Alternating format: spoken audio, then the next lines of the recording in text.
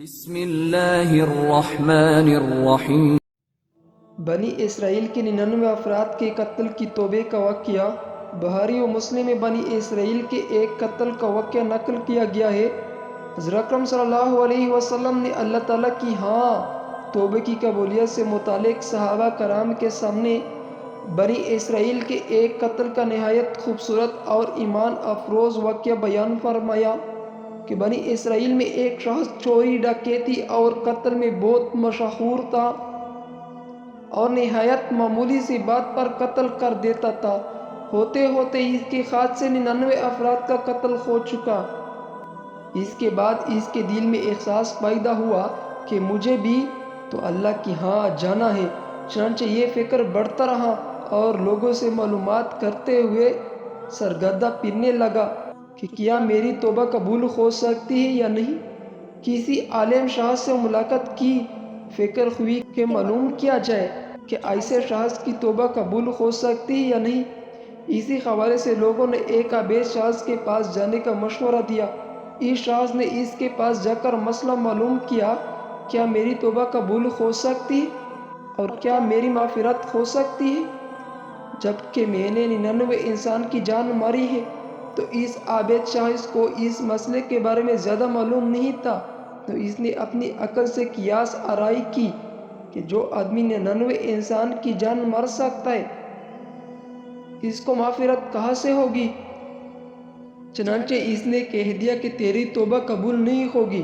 تو اس شخص نے غصے اور جلال میں آ کر اس کو بھی قتل کر کے 100 کا حصہ مکمل کر دیا کہ جب میری توبہ قبول نہیں ہونی تو تجھے بھی ختم کر کے 100 پورا کر دیتا ہوں۔ چنانچہ اس نے 100 کا حصہ مکمل کر دیا، مگر اس کے دل میں پھر بھی یہ خیال تھا کہ میری مغفرت کی کوئی نہ کوئی شکل ضرور موجود ہوگی۔ اس لیے اس نے لوگوں سے پھر معلومات کی سلسلے جاری کر دیا کہ روئے زمین میں سب سے بڑے عالم کون ہے، وہی میرا مسئلے کا حل بتا سکتا ہے۔ آخر لوگوں نے اس کو بتلایا کہ فلاں جگہ ایک عالم رہتا ہے، اس سے جا کے معلوم کرو۔ چنانچہ اس نے اس عالم صاحب کے پاس جا کر اپنی زندگی کی ساری کارگزاری سنائی اور 100 آدمی کو کس طرح سے قتل کیا، سارا کارنامہ سنا دیا۔ معلوم کیا کہ اب بتلائے کہ میری توبہ قبول ہو سکتی ہے یا نہیں، کہ اللہ کی مجھے جیسے گناہگار کے لیے بھی مغفرت کا کوئی خانہ ہے۔ تو اس عالم صاحب کو چن کے علم تھا، تو اس نے بتلایا کہ تیرے گناہ معاف کرنے میں اللہ کی کوئی رکاوٹ نہیں۔ اللہ کی رحمت کی سمندر تجھ جیسے گناہگاروں کی گناہوں سے بہت بڑا اور بہت وسیع ہے۔ چنانچہ اس عالم صاحب نے اسے مشورہ دیا کہ تم فلاں جگہ سفر کر کے جاؤ، وہاں کچھ اللہ کے بندے رہتے ہیں، ان کے مشغلہ صرف اللہ کی عبادت ہے، ان کے ساتھ مل کر اللہ کی عبادت کرو اور نادام ہو کر اپنے گناہوں کی معافی مانگو، انشاءاللہ تمہاری مغفرت ہو جائے گی۔ جب اس شخص نے آدھا رستہ طے کر لیا تو ملک الموت آ گئے۔ اب اس کی روح لے جانے کا مسئلہ کھڑا ہوا۔ آسمانوں سے رحمت کے فرشتے بھی آئے اور عذاب کے بھی۔ رحمت کے فرشتے کہنے لگے، اس کی روح لے جانے کا حق ہم کو ہے، اس لیے کہ یہ سچ دل سے تائب ہو کر عبادت کے لیے جا رہا ہے۔ عذاب کے فرشتے کہنے لگے کہ اس کی روح لے جانے کا حق ہم کو ہے، اس لیے کہ اس شخص نے کبھی کوئی نیکی کا کام ہی نہیں کیا۔ اسی دوران آسمانوں سے ایک فرشتے آیا۔ بعض روایات سے معلوم ہوتا ہے کہ یہ آنے والا فرشتہ حضرت جبرائیل امین تھے۔ چنانچہ اس فرشتے نے تشریف لا کر ان دونوں فرشتے کے درمیان یہ فیصلہ کیا کہ دونوں طرف کی مسافت ناپ کر کے دیکھ لو، جہاں سے آ رہا ہے اس کی مسافت قریب ہے، یہ جہاں سے جا رہا ہے وہاں کی مسافت، لہٰذا جہاں کی مسافت قریب ہو اس شخص کو وہاں والوں میں شمار کر دیا جائے۔ چنانچہ دونوں طرف کی زمین ناپ کر کے دیکھی گئی تو جہاں جا رہا تھا وہاں کی مسافت جہاں سے آ رہا تھا اس کے مقابلے میں صرف ایک پلشت قریب ہے۔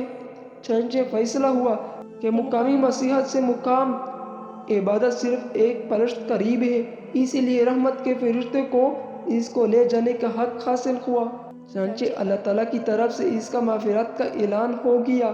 ایک روایت میں آتا ہے کہ قتادہ رضی اللہ تعالیٰ عنہ فرماتے ہیں کہ حسن رضی اللہ تعالیٰ عنہ نے فرمایا کہ ہم سے یہ ذکر کیا گیا ہے، اس شخص کے پاس جب ملک الموت آیا، وہ شخص سینے کی بل اس سرزمین کی طرف گھسیٹا چلا گیا۔ حدیث قدسی میں آتا ہے کہ میں اپنے بندے کے ساتھ اس گمان کے مطابق ہوتا ہوں، وہ جہاں بھی یاد کرے میں اس کے ساتھ ہوں۔ بخدا اللہ تعالیٰ اپنے بندے کی توبہ سے اس سے زیادہ خوش ہوتا ہے جتنی خوشی تم میں سے کسی ایسے شخص کو ہوتی ہے جس کا جانور بیابان میں گم ہو کر پھر اسے مل جائے۔ اور جو شخص ایک پرشت میری طرف آتا ہے میں ایک ہاتھ اس سے قریب ہو جاتا ہوں، اور جو شخص ایک ہاتھ میری قریب آتا ہے میں اس کے ایک باغ یعنی پلائے ہوئے دونوں ہاتھ کے درمیان کی مسافت کے قریب جاتا ہوں، اور جب میری طرف چل کر آتا ہے تو میں اس کی طرف دوڑ کر آتا ہوں۔ حاصل انسان جب بھی سچے دل کے ساتھ توبہ کرے گا تو اللہ تعالیٰ ضرور قبول فرمائے گا۔ انشاءاللہ یہ واقعہ خصوصاً ان حضرات کے لیے حوصلہ افزائی اور معاونت کا سبب ہے جو کہ بڑے بڑے گناہ کر کے اب مایوسی کی زندگی گزر رہے ہیں، کیونکہ شیطان انہیں مایوس کرتا ہے۔ بہرحال گناہگار کو شیطان کی باتوں میں آ کر مایوس نہیں ہونا چاہیے، بلکہ اللہ تعالیٰ کی رحمت سے اچھی امید رکھ کر سچی توبہ کے ذریعے اپنے آپ کو پاک و صاف کر لینا چاہیے۔ اللہ تعالیٰ ہم سب کو عمل کرنے کی توفیق عطا فرمائے، آمین۔ ملتے ہیں اگلی ویڈیو میں، تب تک کے لیے اللہ حافظ۔